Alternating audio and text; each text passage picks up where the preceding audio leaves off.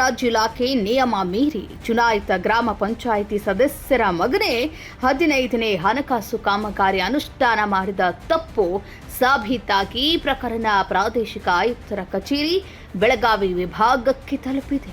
S ವೀಕ್ಷಕರೇ, ಧಾರವಾಡ ಜಿಲ್ಲೆ ಕುಂದಗೋಳ ತಾಲೂಕು ಗುಡೇನಕಟ್ಟಿ ಗ್ರಾಮ ಪಂಚಾಯಿತಿ ವ್ಯಾಪ್ತಿಯಲ್ಲಿ 2024 ಹಾಗೂ 25ನೇ ಸಾಲಿನ 15ನೇ ಹಣಕಾಸು ಕಾಮಗಾರಿಗಳನ್ನು ಅಂದಿನ ಹಾಲಿ ಗ್ರಾಮ ಪಂಚಾಯಿತಿ ಸದಸ್ಯೆ ಶ್ರೀಮತಿ ಸರೋಜವ್ವ ಕಾಳೆ ಅವರ ಪುತ್ರ ಪ್ರವೀಣ್ ಕಾಳೆ ಎಂಬುವವರು ಅನುಷ್ಠಾನ ಮಾಡಿ ಬರೋಬ್ಬರಿ 3,37,377 ರೂಪಾಯಿ ಹಣ ತಮ್ಮ ಖಾತೆಗೆ ಪಡೆದಿದ್ರು.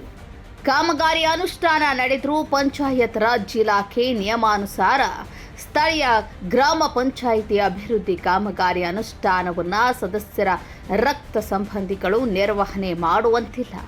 ಈ ವಿಷಯ ಸ್ಥಳೀಯ ಕುಂದಗೋಳ ತಾಲೂಕು ಪಂಚಾಯಿತಿ ಜಿಲ್ಲಾ ಪಂಚಾಯತ್ ಗಮನಕ್ಕೆ ಬಂದ ನಂತರ ಆರೋಪ ಸಾಬೀತಾಗಿ ಶ್ರೀಮತಿ ಸರೋಜವ್ವ ಹನುಮಂತಪ್ಪ ಕಾಳಿ ಇವರ ಮೇಲೆ ಕೆಪಿಆರ್ ಅಧಿನಿಯಮ 1993ರ ಪ್ರಕರಣ 43A(ವಿ) ಇದರ ಅನ್ವಯ ಕ್ರಮ ಕೈಗೊಳ್ಳಲು ಧಾರವಾಡ ಜಿಲ್ಲಾ ಪಂಚಾಯತ್ ಜನವರಿ 13, 2026ರಂದು ಮಾನ್ಯ ಪ್ರಾದೇಶಿಕ ಆಯುಕ್ತರು ಬೆಳಗಾವಿ ವಿಭಾಗ ಬೆಳಗಾವಿ ಇವರಿಗೆ ಮಾಹಿತಿ ಸಲ್ಲಿಸಿದ್ದಾರೆ. ಆದರೆ ಮಾಹಿತಿ ಸಲ್ಲಿಕೆಯಾಗಿ 4 ತಿಂಗಳು ಕಳೆದರೂ ಪ್ರಕರಣದಲ್ಲಿ ತಪ್ಪಿತಸ್ಥರಿಗೆ ಏನು ಕ್ರಮ ಜರುಗಿತು ಎಂಬುದು ಇಂದಿಗೂ ಸ್ಪಷ್ಟವಾಗಿಲ್ಲ. ಈ ಬಗ್ಗೆ ಸಂಬಂಧಪಟ್ಟ ಜಿಲ್ಲಾ ಪಂಚಾಯಿತಿ ಅಧಿಕಾರಿಗಳು ಸ್ಪಷ್ಟ ಉತ್ತರ ನೀಡಬೇಕಿದೆ.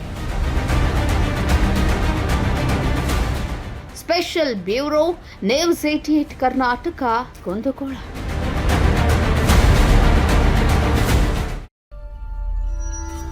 ನೀವು ನೋಡ್ತಿದ್ದೀರಾ, ಇದು ನ್ಯೂಸ್ 88 ಕನ್ನಡ, ಸುದ್ದಿಯ ಜೊತೆ ಸದಾ ನಿಮ್ಮೊಂದಿಗೆ.